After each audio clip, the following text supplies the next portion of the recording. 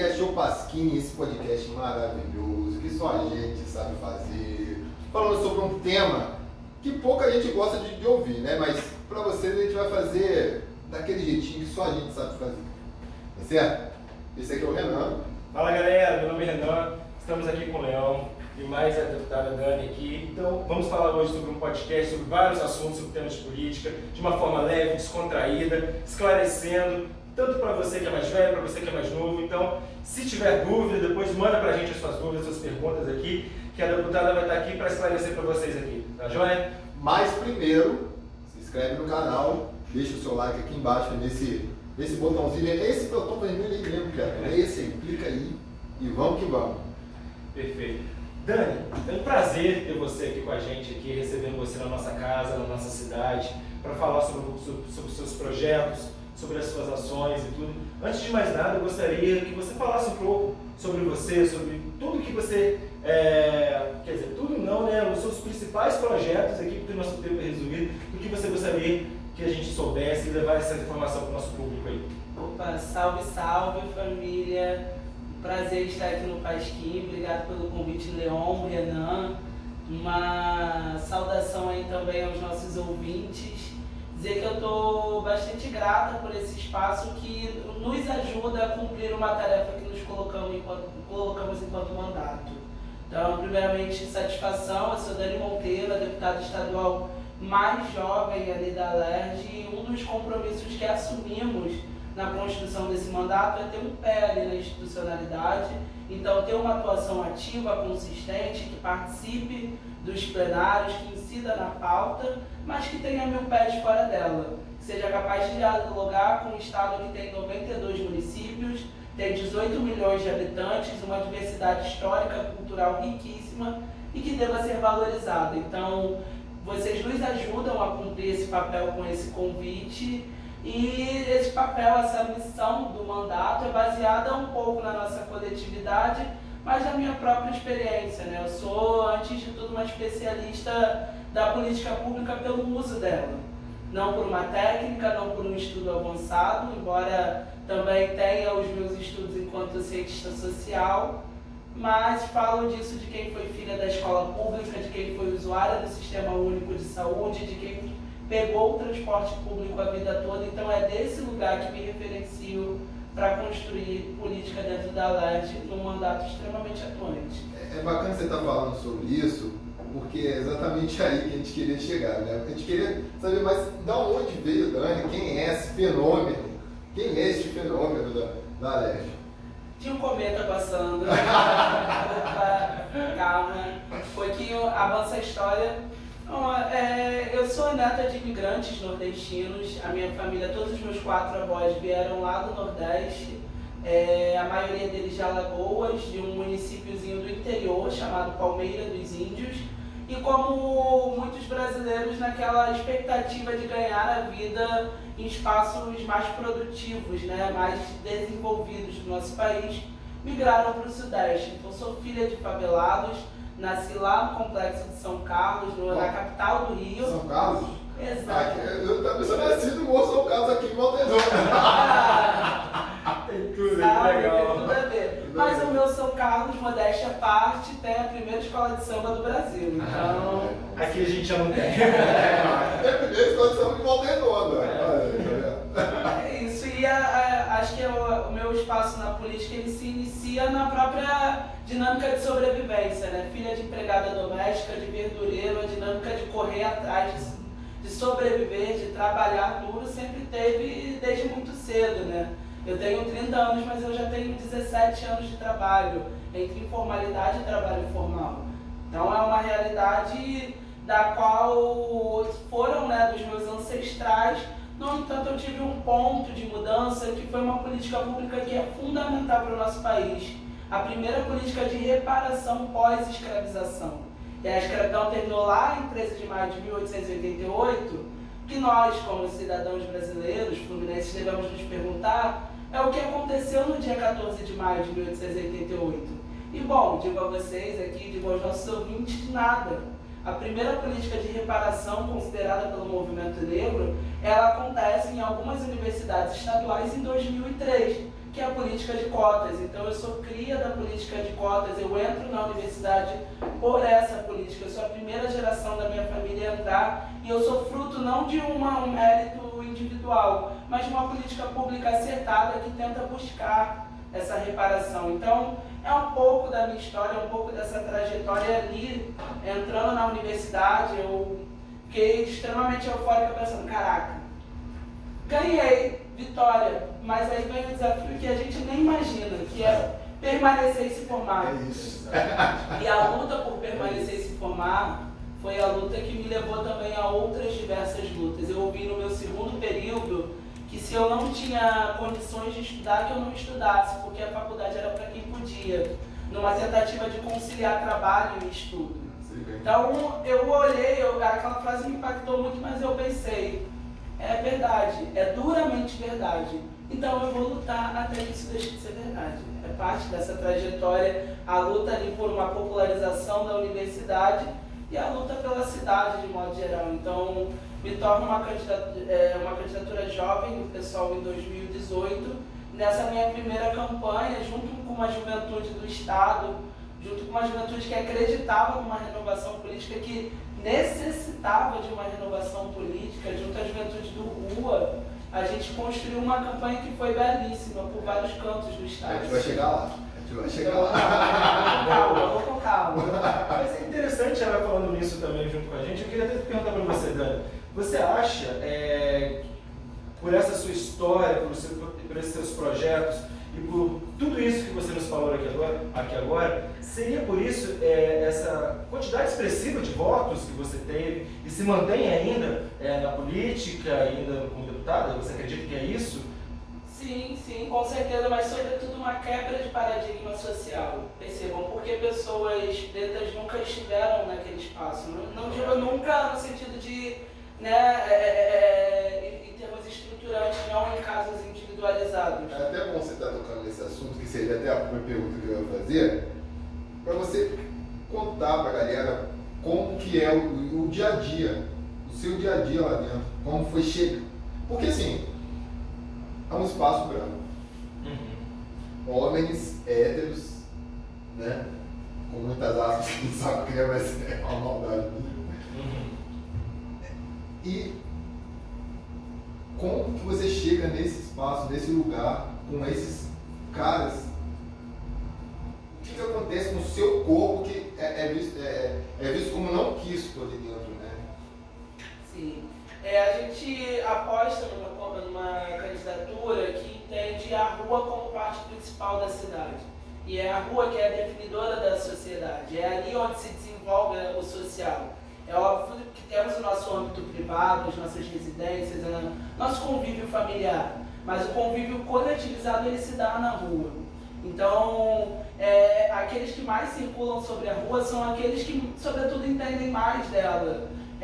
Aqueles que desenvolvem maior solidariedade entre si são aqueles que o fazem a partir da rua. Quando você pensa o quanto que camelôs se solidarizam entre si, quando você pensa quando pessoas em situação de rua se solidarizam entre si, você entende a potência da rua, a potência de transformação, de mudança. Então a gente apostou numa campanha muito massiva na rua, onde a juventude... a gente prometeu, fizemos um pacto lá no início, na construção da campanha, a gente vai todos os dias para a rua, a gente vai todo dia, todo mundo aqui tem a obrigação de conseguir votos para essa candidatura, para esse projeto. Porque esse projeto ele tenta quebrar paradigmas, ele tenta entender que se o nosso Estado é formado majoritariamente de mulheres, majoritariamente de negros e negras e descendentes de indígenas, o nosso interior, embora muitas vezes em população não tenha a expressão maior, frente à população da capital, mas em termos de diversidade histórica, em termos de capilarização da política pública é maior também.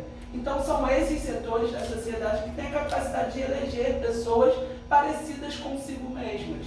Essa era a nossa aposta, a quebra de paradigma.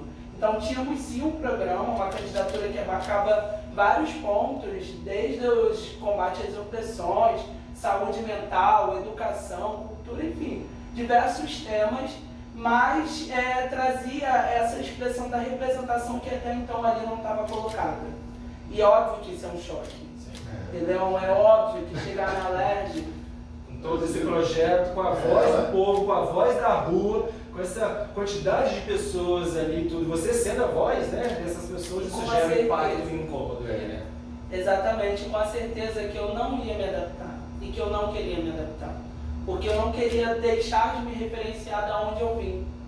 Da onde eu vim, lugares como antes de chegar aqui no podcast, eu estava agora na cidade de Pinheiral, conversando com a cooperativa de catadores de lá e fazer a conversa do jeito que eu aprendi a fazer, inclusive na minha casa, na minha favela, com criança correndo, às vezes um fala por cima do outro e tá tudo bem, é assim, e o lanchinho tá ali, o lanchinho é cachorro-quente, o refresco. É isso, é dessa forma que a gente acredita. E o lançamento da sua campanha foi muito maneiro, por conta de eu achei muito fantástico. Você tem que ver, cara, o palco, a criança subir, né, a mulherada. Pô, foi muito maneiro, cara, foi muito maneiro, eu gostei muito. As crianças vêm à vontade, eu acho que isso fala muito sobre um espaço. Isso. Um espaço que não é acolhedor para crianças, ele tende a não ser um espaço que é acolhedor para diversos públicos. Sim. Então, para a gente aquilo foi um simbolismo importante. Mas voltando, Leão, na sua pergunta, por favor. É um choque de realidade. A LERJ é feita para deputados, tanto que o antigo plenário, Lima Sobrinho, que agora está numa sede nova, né, o Alerjão, mas a antiga, a nossa querida Alerjinha, era um plenário belíssimo, né, histórico, mas eu quero destacar dois elementos que definem bem o quanto que aquele espaço não era nosso. Primeiro, que na planta original tinha apenas um banheiro com um vaso sanitário no plenário, porque só tinha deputados. Não precisa... Eu nem sou a favor de banheiro dividido por gênero, né? Mas a sociedade organiza em banheiro feminino e masculino. E só tinha um banheiro. Segundo elemento, tinha um ar fresco enorme atrás da mesa diretora do plenário, que era uma representação de um momento, inclusive, que aquela sede da LERJ era o Congresso Nacional. E era ali diversos parlamentares, todos homens. E o ar fresco não tem cores, são cores pastéis, né? Mas nos dá a sensação que, majoritariamente, mais de 95% de brancos. Então, isso diz muito sobre esse lugar. A arquitetura do poder é algo que, inclusive, eu estudei nas ciências sociais e que fala muito sobre o quanto que os lugares são construídos para serem imperiosos, né, para determinados grupos e acolhedores para outros. A LERJ não era acolhedora. Eu até hoje, sim, no meu 4º ano de mandato, eu ainda sou barrada pelos seguranças que supostamente, entre suas atribuições, também há ali a segurança do parlamentar. Então, se ele não me reconhece, como ele irá me proteger? Exatamente. Cara, é muito louco isso. Eu já fui retirada de elevador. Sério? Sim, de modo braçal. Ainda bem que tem a gravação, que eu estou falando no áudio, mas literalmente me empurrando para trás, pelo elevador de deputados. Que isso. Então, é uma realidade muito dura e pouco acolhedora. E muito por isso que a gente acredita nesses pezinhos fora. Porque o que dá sentido à nossa atuação... É óbvio o quanto que a gente avança em pautas ali, mas é a gente chegar aqui e conversar com uma cooperativa como a de Pinheiral e entender o impacto, a diferença que é dialogar com um poder público que nunca teve ali. Um deputado, um poder público municipal mal visitou aquele espaço. Então, uma deputada visitando a sede da cooperativa, entende? Isso também me reenergiza, isso também me esperança em continuar ali naquele espaço, entender a importância de estar ali. Cara, isso agora você imagina na CPI, como é que deve ter sido, brother? É uma loucura, né? Imagina, na CPI do Vítor, como é que foi isso, cara? Então, é curioso, porque eu fui a única deputada juíza do tribunal que impeachmentou o Witzel, e era um tribunal composto de 10 membros. Eram 5 desembargadores, que são, né, aqueles cargos técnicos, jurídicos de mais alto escalão do Estado, e 5 também representantes do povo eleito, assim como o governador, que são os deputados. Eu fui, entre esses 10, né, a única deputada, e eu fui eleita pelos deputados da LERJ. Dani, como que você chegou lá, então? Eu tive mais de 30 votos na casa, eu fui votada pelos meus pares, pelo meu campo de oposição, meu campo de esquerda, de atuação ali na LERJ, mas fui votada por deputados de direita. É óbvio que o contexto do impeachment do Witzel é de unidade na casa. Para a abertura do impeachment, apenas um deputado não votou porque estava licenciado. foram 69 votos a 0 para a abertura do impeachment. Então era uma realidade de concordância na casa. Dentro dessa realidade, havia ali um reconhecimento do nosso trabalho na pauta da transparência. Parte do que da abertura para o impeachment do Witzel foi a partir de uma legislação nossa, aprovada ali na casa.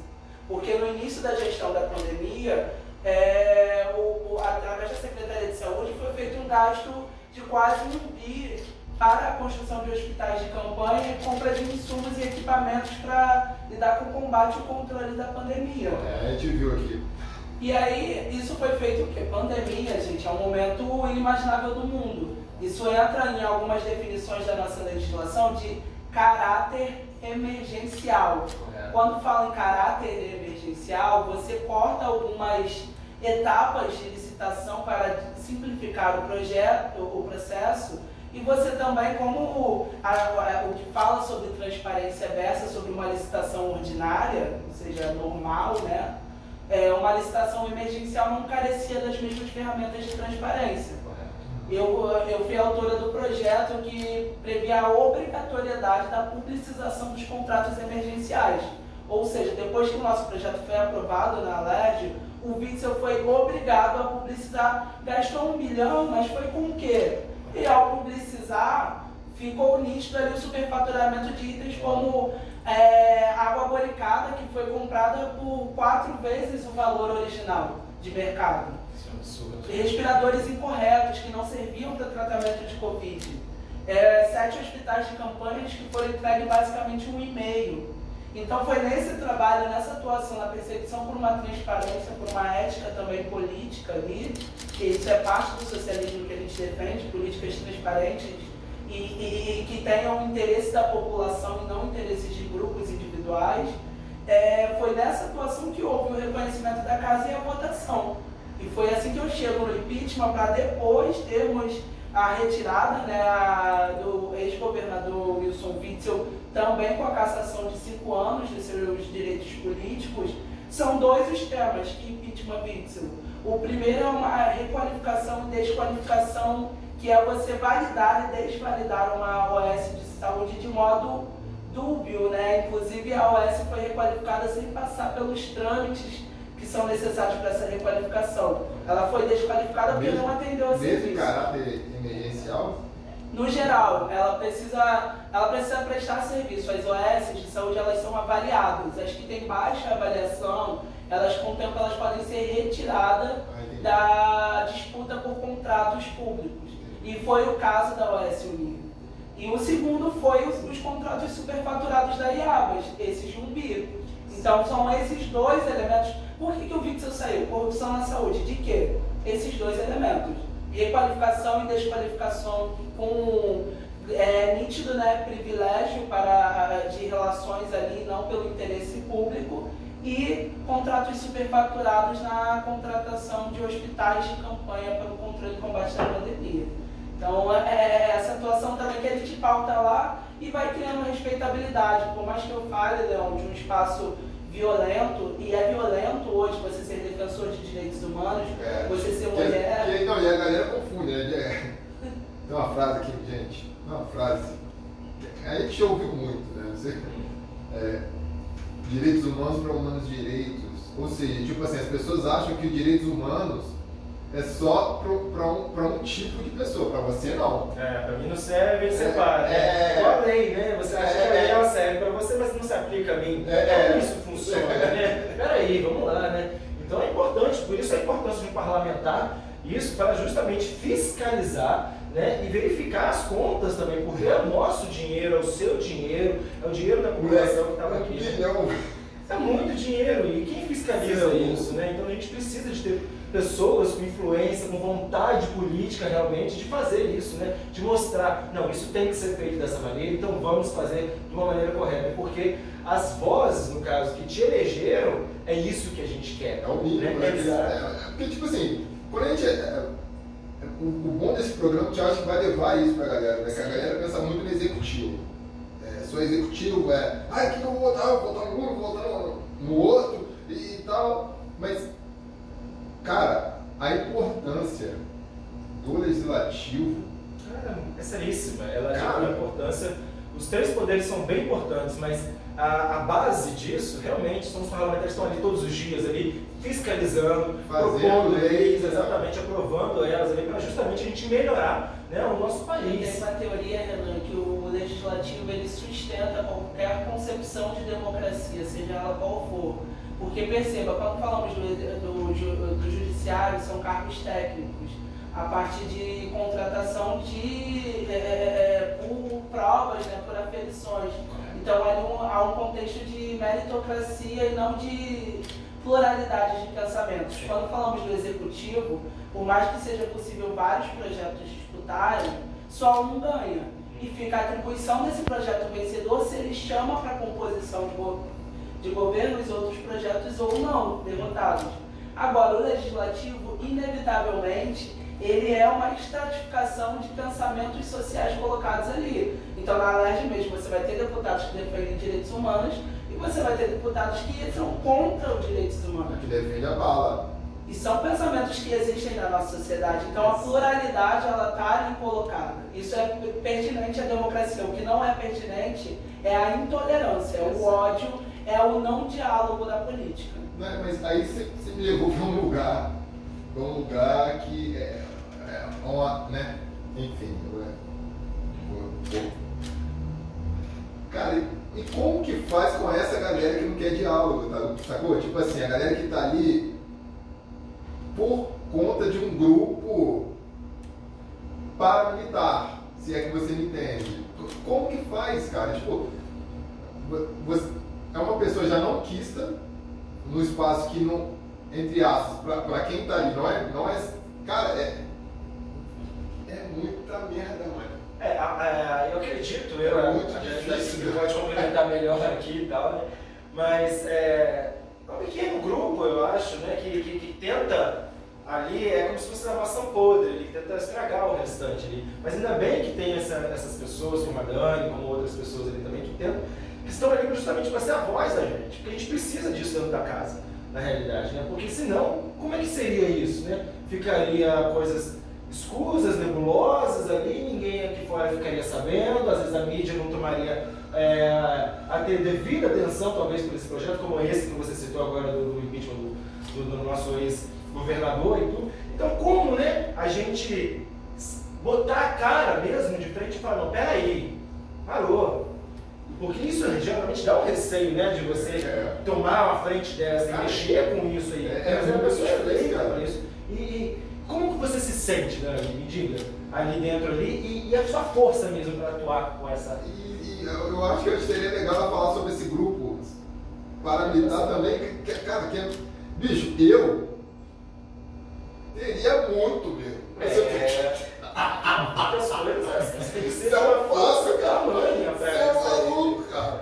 Você é maluco, cara. E o pior, o cara sabe que seu CPF, velho. O cara sabe onde você mora, onde você pega o carro. Foi o que aconteceu com Marielle, né? E assim, eu costumo falar pra todo mundo que você não é a CBN, Marielle. Já é a Folha, tá? Já desabrochou, já tá aí, né? Gustavo da Daniel. Tira a mão de mim. Assim, a gente tenta fazer um trabalho que seja sério ali, que tenha consistência, inclusive nessa articulação. Eu não vou me refutar de tentar, Renan. Sim. Eu não vou deixar de tentar aprovar uma política que avance no direito das mulheres, porque temos uma casa de uma base fundamentalista e conservadora. A gente vai tentando criar estratégias e mecanismos para avançar nessas pautas. E aí a gente chega no 4º ano de mandato, um mandato que conseguiu avançar em diversas pautas. Entramos ali na LERJ, o nosso projeto foi o primeiro projeto de gênero aprovado. E a gente trouxe a ampliação do funcionamento das DEANs, que são as delegacias de atendimento à mulher vítima de violência, fixando inclusive um percentual mínimo de mulheres para atendimentos nas DEANs. E esse trabalho ele foi continuado, porque primeiro aprovamos essa legislação, mas depois nos empenhamos em desenvolver um estudo que percebe que os municípios mais violentos são justamente aqueles que não cumprem a norma técnica da DEAN. Ou seja, municípios como Caxias, que deveria haver 3 DEANs, só há uma. E muito por isso, e não só apenas por isso, mas isso é um diagnóstico que nos leva a ser um dos 10 municípios mais violadores dos direitos das mulheres. Então, avançar nessa pauta é indo pelas beiradas, é garantir que a gente faça uma fala consistente ali no microfone, mas que fora do microfone a gente vai dialogando com cada deputado para garantir o voto da aprovação. Então, a gente aprovou política para refugiados, aprovamos política para direitos das mulheres, aprovamos política com direito das juventudes, inclusive trazendo a lei da aprendizagem para o nosso estado, abrindo 40 mil postos de jovem aprendiz. A gente também conseguiu fixar que um percentual dessas vagas fossem destinados a jovens vindos do socioeducativo, do DEGASE. Isso é um debate difícil de ser travado ali na LERJ. Então, como tem que a habilidade do jogador em campo, né? Com certeza. A gente tem que ir driblando ali. Como a gente fala, né? O jogador brasileiro ele tem ali a sua dinâmica em campo e é isso que o destaca. E isso é a gênese do brasileiro. O futebol é uma paixão nacional porque ela expressa muito de Brasil. E essa dinâmica de lidar, de equilibrar problemas e resolver demandas é uma dinâmica muito pertinente a todo mundo, assim, aos trabalhadores do nosso estado. Quem luta para sobreviver, sobrevive a partir dessa dinâmica de vida. Então é essa expertise quem vive a rua que a gente leva para aquele espaço. Então eu tenho um mandato que atuou ativamente na casa, que aprovou mais de 30 leis, que fez mais de 200 proposições, fazendo inclusive debates duros. A gente trouxe o debate de isenção novamente para casa, mas não só pautando uma crítica ao debate de isenção, mas mostrando por onde caminha. Vou explicar muito brevemente. Primeiro fizemos um projeto que virou lei, que distribui absorventes nas escolas públicas, tendo um entendimento que o principal motivo de evasão escolar das nossas meninas e adolescentes é a pobreza menstrual. Ou seja, além das temáticas comuns de falta de assistência estudantil, há esse agravante quando falamos do gênero feminino. Sim. Então criamos esse programa de distribuição. O CONFAS, que é um convênio de secretarias de fazenda de todos os estados da federação, internalizou uma isenção do ICMS para a compra do item do absorvente entre entes públicos. Ou seja, o item se torna mais barato se você compra para fazer política pública. Nós apresentamos a internalização desse convênio lá na LERJ. Por quê? O problema por si só, por princípio, não é isenção fiscal. O problema é a ausência de contrapartida social. E a gente mostra ali, enquanto partido, porque foi uma autoria nossa, mas a gente oferece para o resto da nossa bancada, a gente mostra, olha, o pessoal não só critica a isenção fiscal, a gente traz uma demonstração nítida o quanto que a gente pode facilitar essa política. E o bacana foi que depois de aprovar isso, a gente oficia as 92 prefeituras dizendo da aprovação dessa legislação. E temos várias respostas positivas. Poxa, que bacana, vamos então aplicar o programa aqui, vamos fazer. Enfim, estamos acompanhando algumas escolas da rede, tanto as redes municipais, mas mais da rede estadual, e de alguma forma a lei vem sendo regulamentada. Sim. Então é esse o caminho, minimamente é esse diálogo que a gente faz ali. Dessa forma, apresentando dessa forma, como vai falar que eu... Que não é, não. A polarização ela é importante para muitas vezes nós politizarmos debates, mas a polarização muitas vezes ela esvazia debate. E nós não podemos deixar isso. Eu não aceito dizer que de um lado está quem defende mulher, de outro está quem não. Eu vou questionar para o deputado: você não tem filha, você não tem uma irmã, você não tem uma esposa, você não tem uma mãe, você não quer dignidade para elas, você gostaria que ao ser violentada ela não tivesse uma birrão para ser atendida? Então... Deixando bem na responsabilidade dele, no lugar de ser humano. Exatamente. Interessante você falar sobre isso também, porque nós estamos conversando sobre política, sobre várias ideologias, sobre coisas. Como que funciona para você levar esse assunto para pauta para pessoas mais jovens, né? Porque a gente está num momento a gente vai conversar às vezes sobre política, sobre com outra galera um pouco mais jovem, porque eu tenho alguns amigos também dentro do meu círculo familiar também mais jovem, que às vezes são apolíticos, né? Não querem falar sobre isso, mas é tão importante quebrar esse paradigma, né, com essas pessoas, porque isso é um trabalho, um projeto maravilhoso, porque é o futuro deles que estão ali, né? Essas leis, esses projetos são da casa que tem que ser aprovadas para eles, né? E digo mais, assim, parece que é um projeto, né, de esvaziamento de debate, para quem tem o poder ficar com eles na mão, né? E deixar o resto pra galera. Bom, pelo menos eu penso assim. Eu acho que tem uma politização, mas ao mesmo tempo ela é um pouco esvaziada. Eu estou falando isso porque se nós pegarmos o nosso celular e abrir agora, pode entrar em uma publicação com alguma temática, assim, de alguma rede grande, e você vai ver um intenso debate sobre qualquer coisa. As pessoas estão politizando qualquer debate nas redes sociais. Então há um pensamento antissistêmico e crítico, ao meu ver, nessas novas gerações muito forte. E muito por isso essas gerações não têm mais tempo a perder. Perceba, essa geração jovem, agora de 18 anos, é a última juventude antes do planeta acabar, e não tem planeta B. Então, essa geração, ela já entendeu que as mulheres são violadas, elas vão lutar contra essa violência. Mas elas querem mais dinamicidade, elas não vão perder tempo em alguns debates miúdos que, de alguma forma, avançaram ao longo dos anos. Então, essa necessidade que talvez a nossa geração que vivenciou junho de 2013 tinha um viés mais crítico, mais de ficar tentando se divergir em debates, alguns desses debates já avançaram, e eu acho que é uma geração que sem tempo, sem tempo. Então a gente tem que se adaptar também, assim, a política precisa se adaptar. Como que a gente cria formas de dialogar, assim. A nossa juventude, por exemplo, dos territórios periféricos, gerações e gerações de lideranças comunitárias foram enganadas por políticos oportunistas, por políticas eleitoreiras. Essa juventude o que você vai trazer para o meu território? Se não é nada, então não vou nem conversar com você. Então as lideranças comunitárias agora, elas também reivindicam mais protagonismo, mais investimentos, mais incentivos. Eu não vou ser seu cabo eleitoral por ser. Qual é o retorno que você está trazendo para a minha comunidade? E aí você vê as ações de solidariedade, por exemplo, no contexto da pandemia, tendo um boom ali, sendo protagonizada pela juventude.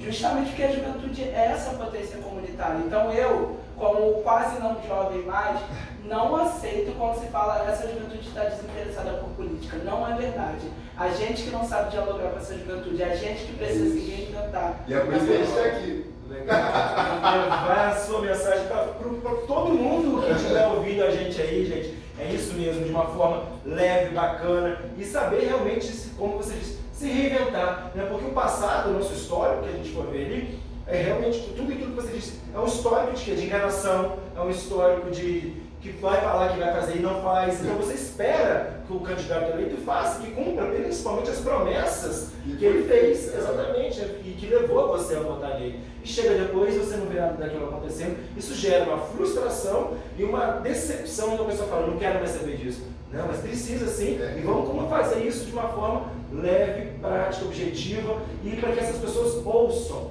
a você, né? Não seria o hip hop essa forma também, uma dessas diversas formas? Sim. O quanto que as rodas representam uma cultura de educação popular, de prevenção à violência, de fazer a economia criativa do território girar, e de educação, né? Quero reafirmar isso da educação popular, porque através da rima ali, da oralidade, você desenvolve o raciocínio crítico e criativo daquela juventude na roda.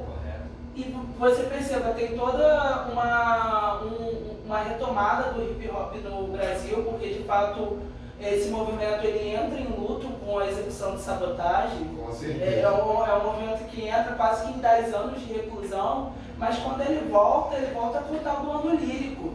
Ele volta com a juventude amassando na rima. Então, gente, com toda essa produção crítica que fala sobre a nossa história, nossas vivências, ela não vai ser considerada politizada, sabe?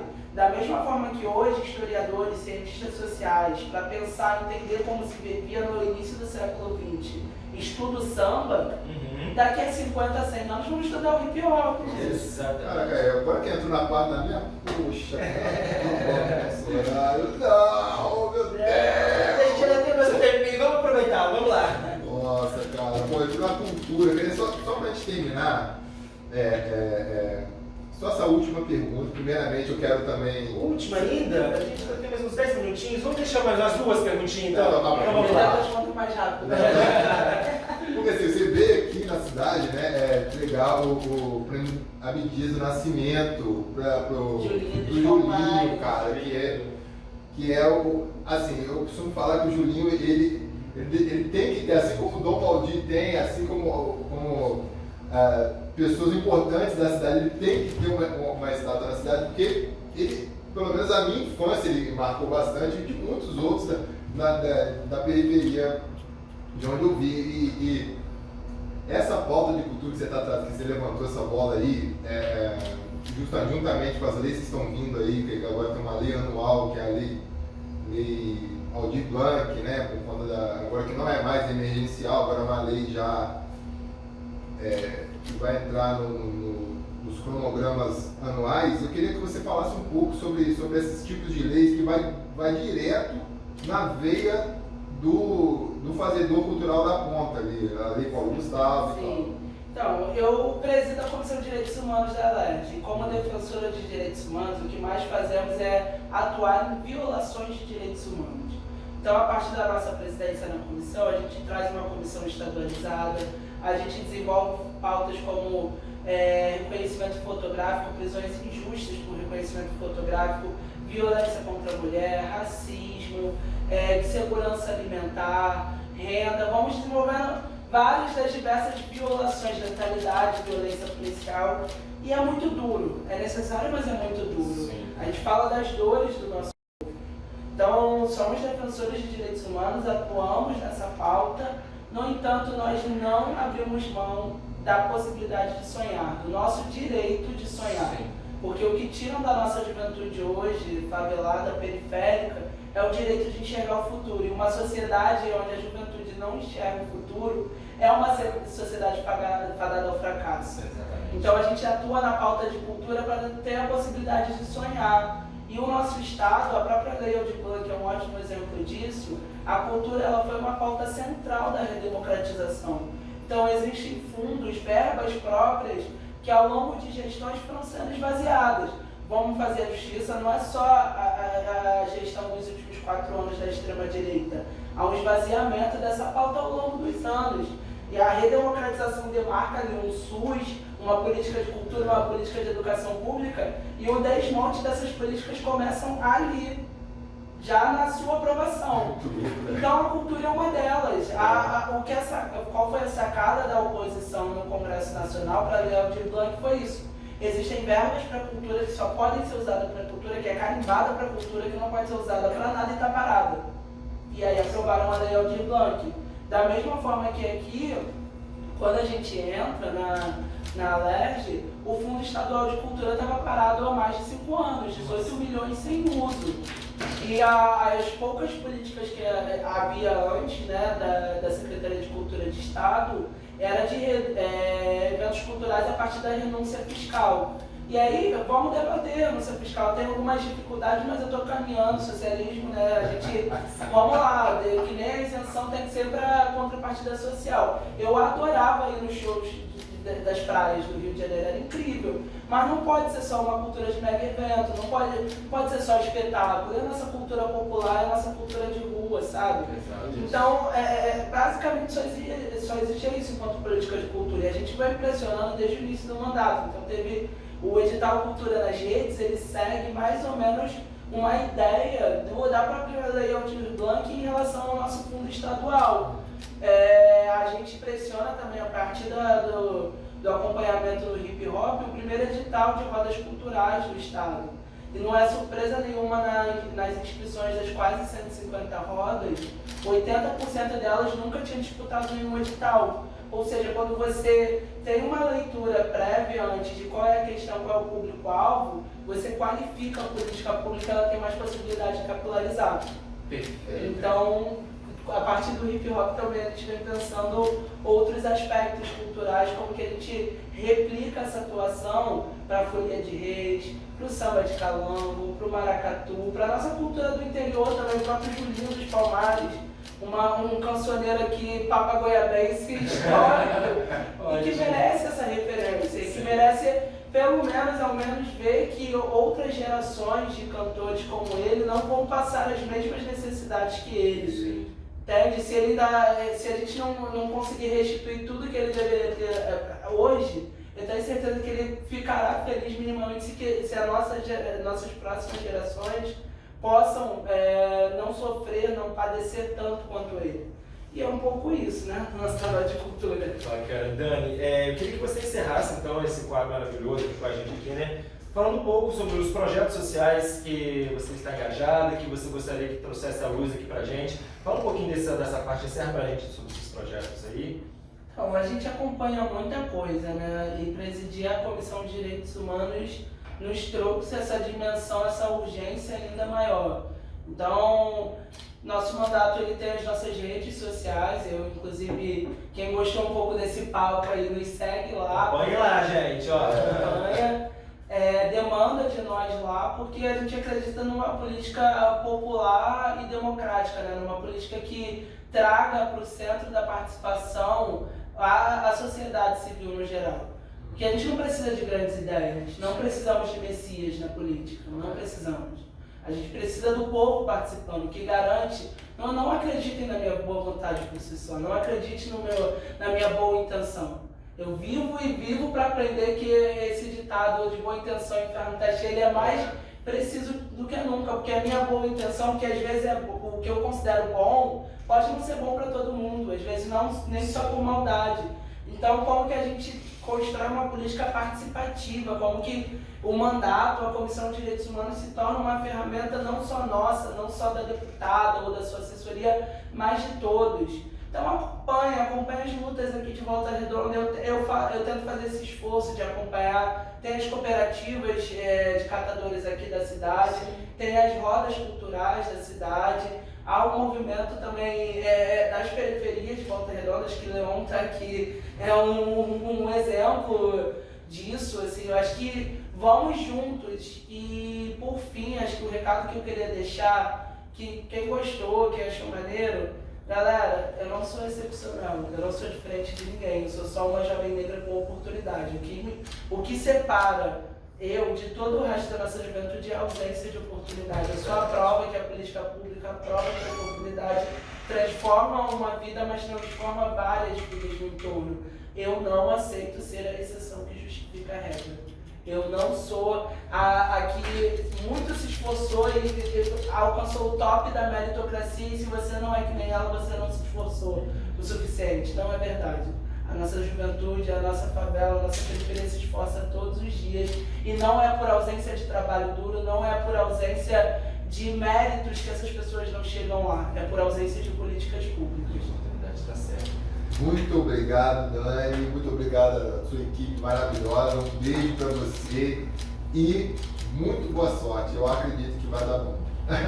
Obrigada, Leon. Obrigada, Renan. Fiquei muita vontade aqui e agradeço. Voltarei em outros momentos assim que convidada. E agradeço aí o ouvinte que, chegando aqui no final do podcast, chegou até aqui. Agradeço e vamos juntos. Vamos acreditar num Brasil que seja assim de todos, mas que seja de todas e que seja também de todos. Muito obrigado, Dani. Muito obrigado a vocês que acompanharam a gente até agora. E acompanhem, pessoal, as redes sociais. Vamos nos fazer mais presente para que a gente consiga realmente, como a Dani falou, um país, uma legislação melhor para todos aí. Muito obrigado a todos aí, gente.